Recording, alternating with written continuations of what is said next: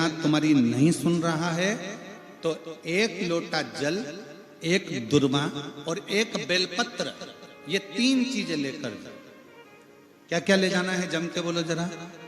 एक लोटा जल, एक जम के दुर्वा और एक बेलपत्र, 3 चीजें लेकर जाओ।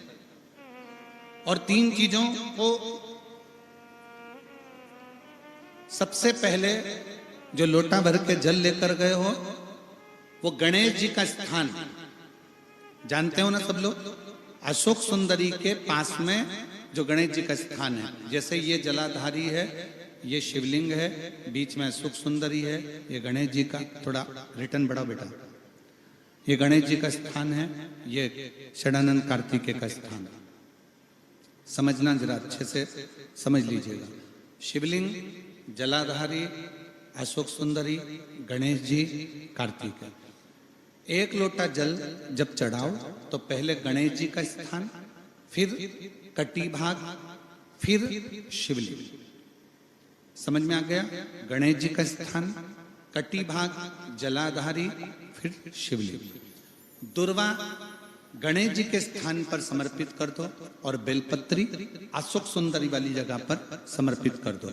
ये 3 चीजें अगर आप हो तो देव अधिदेव महादेव आपकी मन की कामना पूर्ण जरूर करते हैं, ये निश्चित।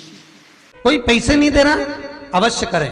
कोई धन नहीं लौटा रहा, अवश्य करें। कहीं किसी कंपनी में आपका पैसा उलझ गया है, नहीं मिल रहा है, अवश्य करें, मिलेगा फल।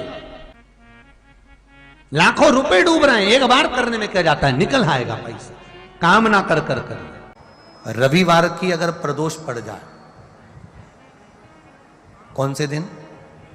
रविवार की प्रदोष के दिन ये प्रयोग अवश्य कर कर देखिएगा। ज्यादा बार नहीं करना है, केवल एक ही बार करना, बाबा स्वयं कृपा करेगा।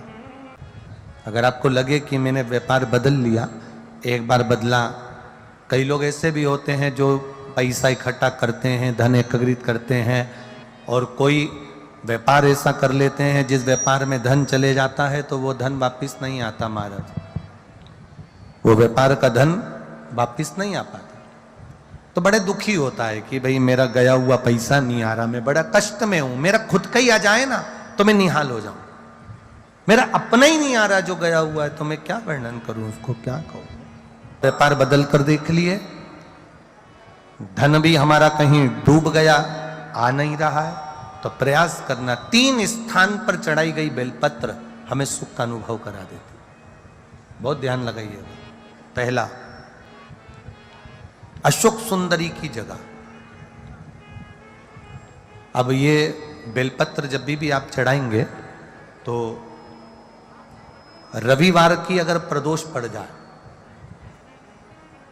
कौन से दिन? रविवार की प्रदोष के दिन ये प्रयोग अवश्य कर कर देखिएगा। ज्यादा बार नहीं करना है, केवल एक ही बार करना, बाबा स्वयं कृपा करेगा।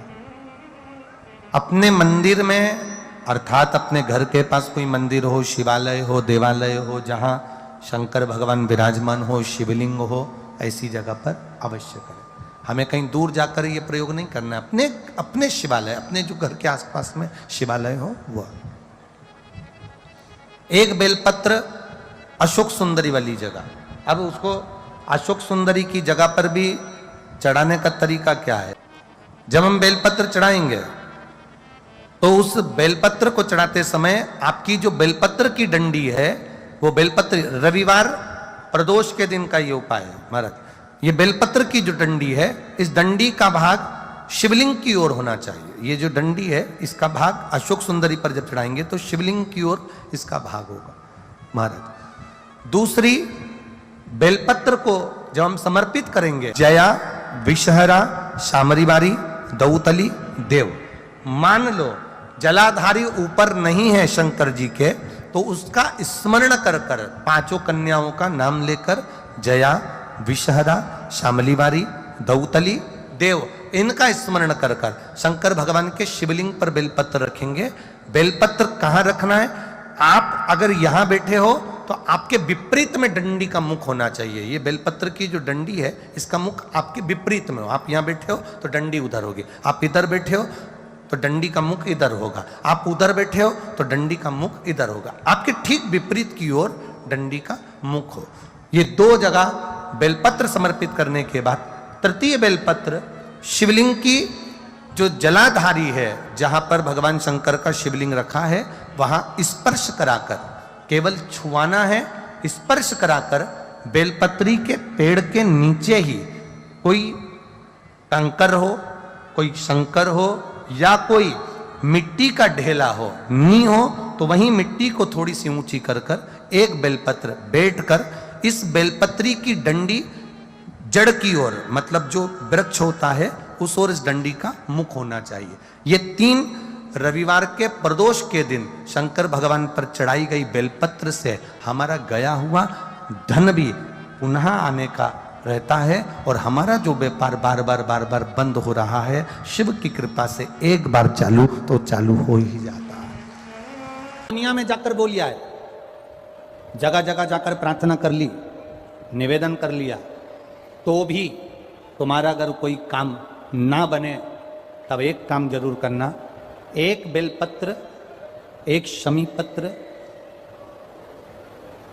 एक कनेर का फूल देवाधिदेव महादेव को प्रत्येक प्रदोष के दिन शिवजी को जल चढ़ाकर समर्पित करना प्रारंभ कर दो। 2 या 3 प्रदोष निकलेगी, मेरा देवाधिदेव महादेव तुम्हारी झोली खुश। देखिए,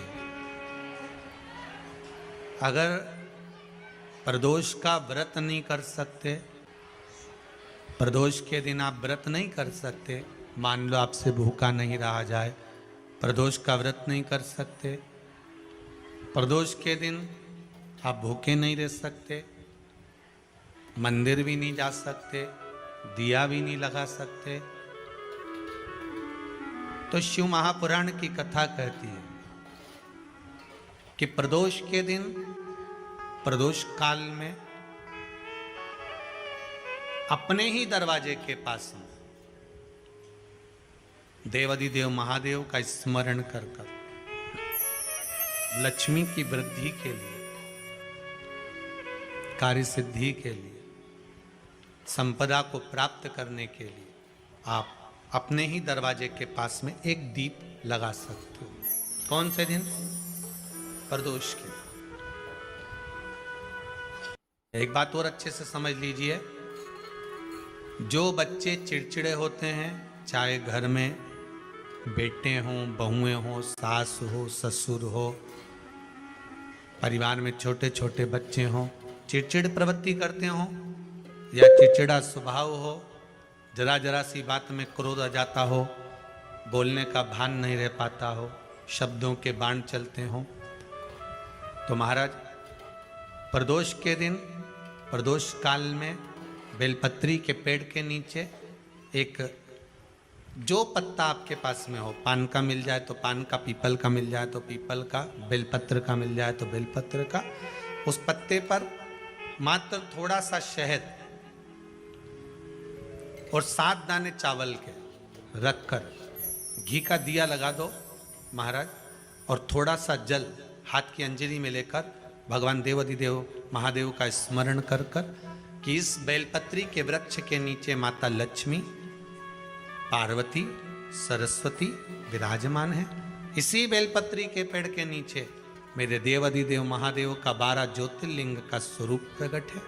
उनका स्मरण कर कर जल चढ़ा दीजिए और उसका स्मरण कर लो जो चिड़चिड़ प्रवृत्ति करता हो, क्रोध करता हो, जिसको बोलने का भान नहीं होता हो, सम्मान नहीं देता हो, अपशब्द कहते हो, उनका स्मरण कर कर आप छोड़ेंगे। एकदम एक प्रदोष करेंगे, दूसरे प्रदोष तक तो आपको कोई दिक्कत ही नहीं होगी। 2-3 प्रदोष कर कर देखिए, बाबा कृपा करें। बच्चों को पढ़ने का कह रहे हो, पढ़ने बैठो, पढ़ने बैठो, पढ़ने बैठो, पढ़ने बैठो, तो एक आध प्रयास बच्चों के लिए भी कर लिया करो कि भाई ठीक है, बच्चे लोग विद्या में प्रबल होंगे।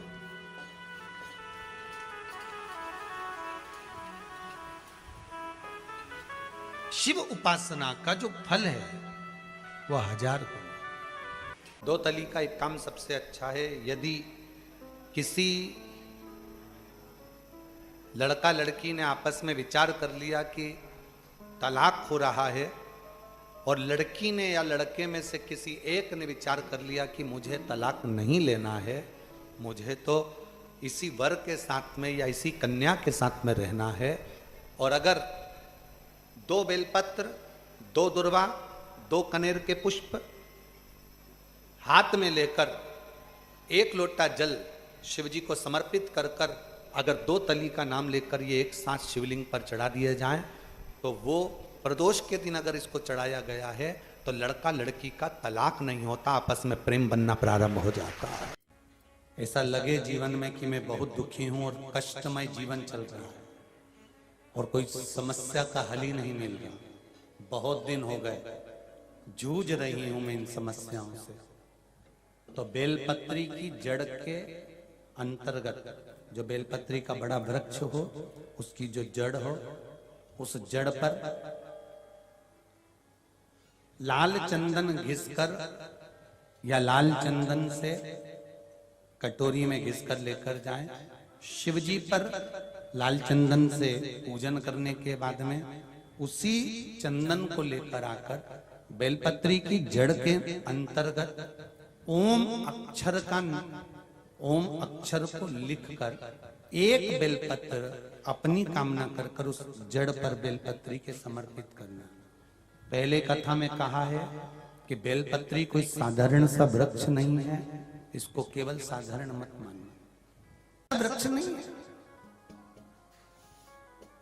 बेलपत्री की जड़ में ओम शब्द लिखकर, अक्षर लिखकर उस पर एक बेलपत्र समर्पित कर कर शिव जी से अपनी कामना कर कर, जो प्रदोष के दिन,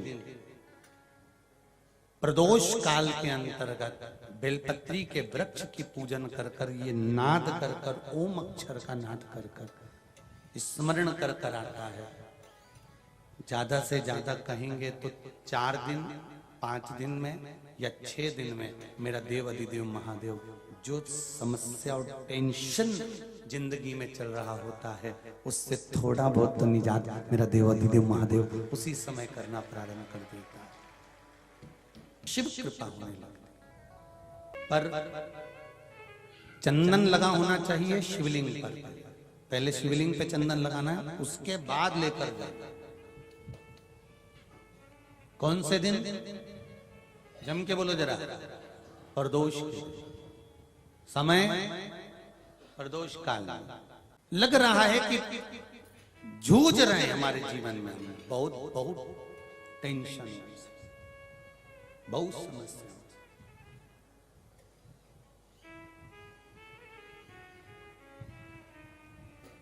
तब ओम अक्षर का नाद मूल होना चाहिए। आप में से कितने लोग शिव मंदिर जाते हैं? सभी लोग जाते हैं ना। तो शंकर जी के मंदिर जाते हैं तो आप जब वापिस लौट कर आते हैं तो नंदी के कान में, जब हम नंदी से कुछ कहते हैं, आप लोग जब वापिस लौट कर आते होंगे तो नंदी से कहकर आते होंगे ना कुछ लोग। तो जब हम नंदी से कुछ कहकर आते हैं, आपने देखा होगा कई लोग नंदी के कान में कुछ कहते हैं, फिर नंदी का जो सींग होता है उस सींग के बीच में से शिवलिंग का दर्शन करते हैं। तो नंदी को जब कोई बात कही जाती है, नंदी से जब कुछ कहा जाता है कि हमारी बात शिवजी तक पहुंचाना, तो उसमें सबसे पहला अगर नाद करा जाता है नंदी के कानों में तो ओम का नाद करा जाता है।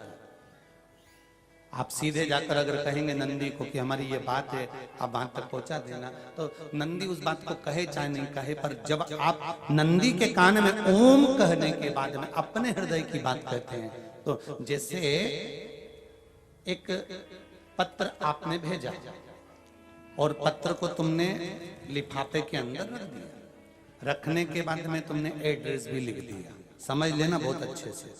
एड्रेस लिखने के बाद में तुमने अपना मोबाइल नंबर भी लिख दिया, सब कुछ कंप्लीट कर दिया। अब इस लिफाफे को तुमको भोपाल भेजना है सागर से, और तुमने ले जाकर इस लिफाफे को डाकघर के डब्बे में डाल दिया। लिफाफा जाएगा, जम के बोलिए। एड्रेस पूरा लिखा है, पीछे तुम्हारा नाम भी लिखा है, मोबाइल नंबर भी लिखा है, सब कुछ लिख दिया, पर लिफाफा जाएगा नहीं। क्यों नहीं जाएगा?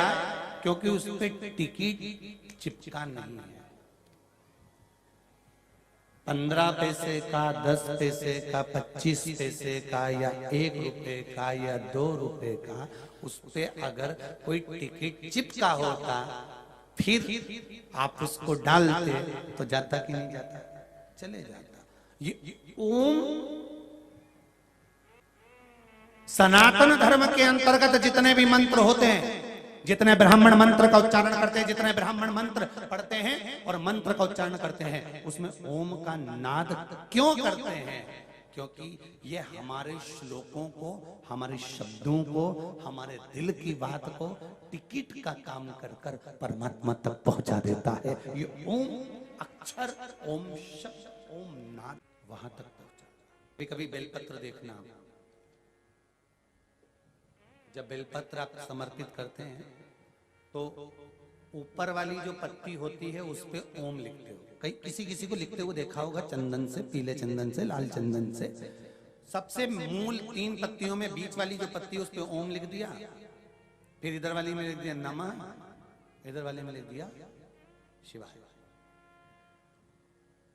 कभी आपने देखा कि इधर वाली पत्ती में ओम लिखा हो, इधर में नमः लिख दिया हो, इधर में शिवाय लिख दिया हो? नहीं, लिखने वाला लिखेगा, क्योंकि जो विद्वान होता है, चतुर होता है, जिसमें विद्वत्ता होती है, वो सबसे ऊपर वाली पत्ती में ही ओम लिखेगा,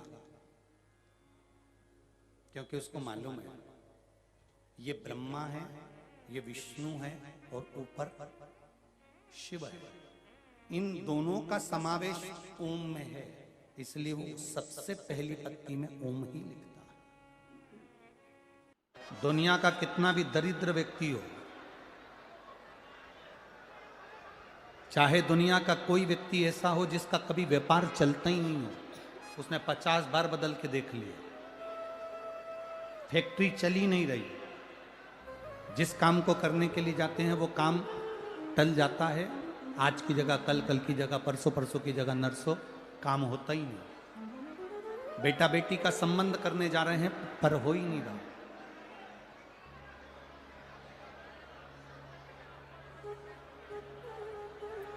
कितना भी दरिद्र से दरिद्र व्यक्ति, कितना भी दीन से दीन व्यक्ति,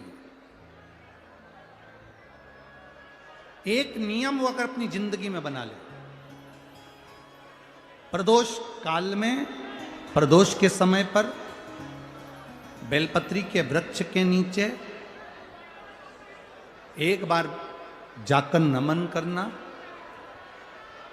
और प्रदोष काल में शंकर भगवान के मंदिर में दिया लगाना, ये 2 चीजें अगर वो 3 महीना भी लगातार कर ले तो उसके जीवन में कभी कोई समस्या आ ही नहीं सकती, कोई दुख आ ही नहीं सकता।